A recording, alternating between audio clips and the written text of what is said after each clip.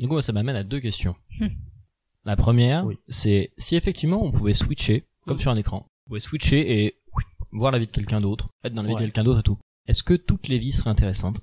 Eh oui, Et deuxième question, qui est directement dans la suite de la première, c'est est-ce que, en fait c'est un complément de la première question, est-ce que toutes les vies seraient intéressantes quand on se place dans cette idée de nos vies comme des films? Parce qu'en fait, le rythme d'une vie, c'est pas du tout le rythme d'un film. Non. En fait, quand on arrive, si on arrivait dans une vie et tout, est-ce que effectivement, en termes cinématographiques, elle serait pas chiante, mais que en réalité, si on prenait le temps d'une vie, qui est pas le temps d'un film, en fait, elle serait passionnante. Est-ce qu'au final, voir notre vie comme étant un film, c'est peut-être pas le rythme qui est adapté à ce que c'est que la vie, en fait.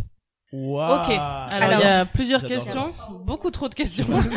C'est clair. Bon là, ça va aller. Je propose qu'on fasse un épisode sur la première question. Marc m'a dit qu'on pouvait digresser. Hein. Ah oui, non mais moi je. Graisser. Vu qu'il y a rien de préparé, vous pouvez surfer sur tout. Est-ce que tu peux reposer les questions? Alors la deuxième je l'ai, y a pas de souci, t'inquiète, t'es pas obligé de reformuler la deuxième. C'est le même jeu que Marc le coup avec les titres de thèse qui ne sont. Moi j'ai l'impression que c'est la même question ou c'est peut-être que j'ai pas compris tout mais. Finis ta bouche, hein.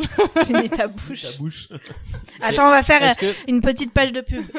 Est-ce que si on pouvait... Ça va être immonde. Mon Dieu, mais où as-tu acheté ces chips? Délicieux les chips. La question c'était, est-ce que si on pouvait switcher et voir des vies qui ne sont pas les nôtres, comme ça tu peux switcher d'écran, mettons, tu tomberais sur des vies qui des fois ne seront peut-être pas intéressantes pour toi, des fois beaucoup plus, des fois palpitantes, des fois vraiment nulles quoi. Mais est-ce que le fait que comme on l'a dit tout à l'heure, on a l'impression de voir nos vies un peu comme si c'était un film en fait, sauf qu'un film qui dure 80 ans ça n'existe pas, ça dure 1h30, c'est censé être tout le temps punchy, c'est censé être tout le temps impactant et tout. En fait c'est pas ça la vie. Et il y a des fois des choses qui sont super intéressantes mais sur le temps long.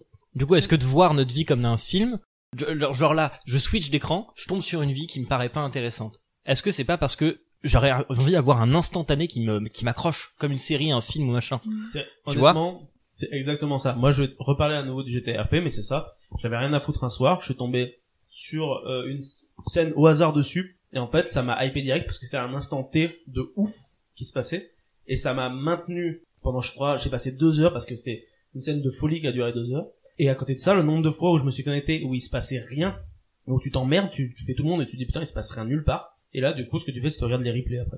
Les best-of, ouais. Qui, eux, sont montés, c'est ce que disait à notre audience, c'est en fait, on coupe, on fait du montage. Quels seraient les best-of de ta vie?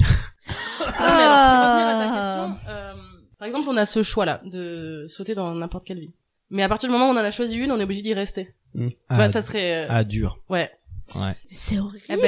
Faut choisir. Mais là, il faut choisir. Donc, soit tu restes dans ta propre vie, tu te dis, en fait, c'est la mienne. Mais tu choisis à l'aveugle? Non. Tu vas voir vite fait. Tu vois, tu restes quelques secondes à chaque fois. Non. C'est à l'instant T que t'arrives. D'accord. Donc, à chaque fois, tu peux voir quelques secondes de l'instant T. C'est ça. Tu fais, je switch. J'y vais pas. Mais à partir du moment où t'es là pendant 1 heure, t'es obligé de rester. Le Tinder de la vie. Ok. T'as 1 heure pour tester une vie, quoi. C'est ça. Ouais, un peu comme Tinder, tu vois. C'est un slogan, ça. 1 heure pour tester une vie. On peut faire un film. Allez. Ça, c'est un film, ouais, c'est ça. Mais du coup... Ça peut être un film Netflix après, dommage. C'est vrai.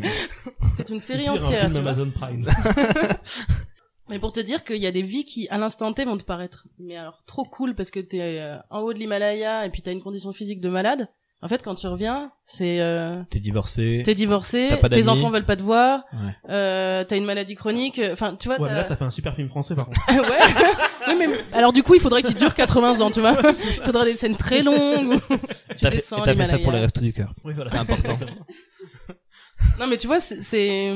Pour le coup, il y a des vies qui vont te paraître intéressantes quand tu vas switcher. Et qui, potentiellement, sont... merdiques. Pas merdiques, mais en tout cas, pas aussi faciles qu'eux. Et il y a des vies qui vont te paraître peut-être plus monotones, mais qui seront plus aisées à vivre. Et tout aussi intéressantes parce qu'il y aura, comme dans toute vie, beaucoup d'apprentissage. Ouais, carrément. Ok, je garde ma vie. Moi, perso, je garde la mienne, hein. Ah non, mais faut pas regarder sa vie, il faut pas aller prendre la vie de quelqu'un. Puis je sais pas vous, mais justement, si on part dans cette idée de best-of, si moi je fais un récap de ma vie... Il est stylé ou pas? Je sais pas s'il est stylé, mais je peux en tout cas savoir les nœuds où il y a des moments, il y a des choses qui sont jouées, il y a des choix dans la vie où tu prends des décisions qui vont impacter tout le reste. Généralement, t'en es pas conscient sur le moment. Ah oui, pas tout le temps. Après, ouais. Et par contre, en faisant le récap, tu te dis, ah oui, ok, là il y a un truc qui s'est joué, là il y a un truc qui s'est joué, là il y a un truc qui s'est joué. Mais au final, du coup, si on voulait le transcrire en mode, film ou machin, c'est que ces moments-là, en fait, qui seraient intéressants. Ouais, donc tu saurais faire ton montage, rapidement. C'est ça, mais au final, si on avait récupéré ma vie, un moment entre ces moments-là, disons que tous les moments où on est en train de se cuisiner des pâtes. C'est ça, c'est pas passionnant. attends. Pas ouf. Mais même, c'est regardes tout un des bons quotidien films, qui au final s'accumule et fait quelque chose, quoi, mais Les frères Cohen, ils ont tendance à faire ça. À prendre un bout de vie, et tu la suis, et puis t'as pas de début, t'as pas de fin, en fait. Ouais, mais c'est un instant. Oui. C'est pas 80. Oui, mais justement, en fait, potentiellement, ils peuvent prendre n'importe quel moment de ta vie. Et réussir à en faire un... Et tout dépend comment c'est filmé, ouais. C'est ça le truc, comment le best-of est fait.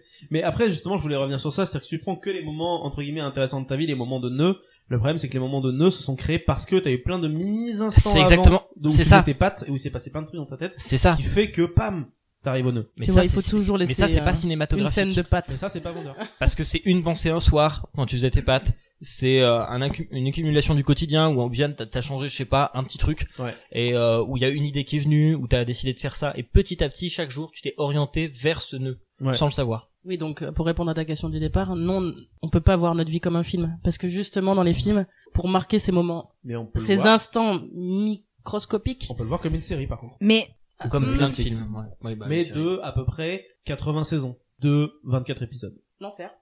Ce que tu fais, pardon, hein, mais 24 épisodes de 50 minutes. Non, c'est court quand même. Et chaque nœud, c'est un épisode 9 dans Game of Thrones. Ouais, voilà, c'est ça, exactement.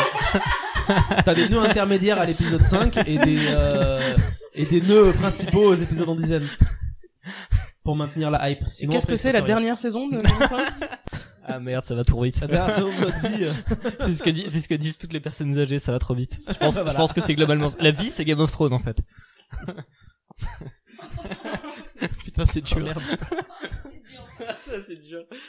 Mais ce qui est cool dans le fait d'imaginer notre vie comme un film, justement, c'est le fait de l'imaginer et pas que ça soit vrai.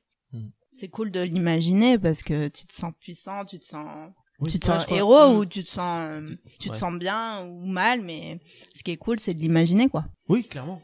Ouais, ça donne plus de valeur à chaque action que tu fais dans la vie. Quand ça va pas trop et que d'un coup tu sors dans la rue, tu te dis là, j'imagine des explosions partout et puis j'avance comme un bad boy. Ouais. Et à la fin tu chantes la chanson, hein. Ouais.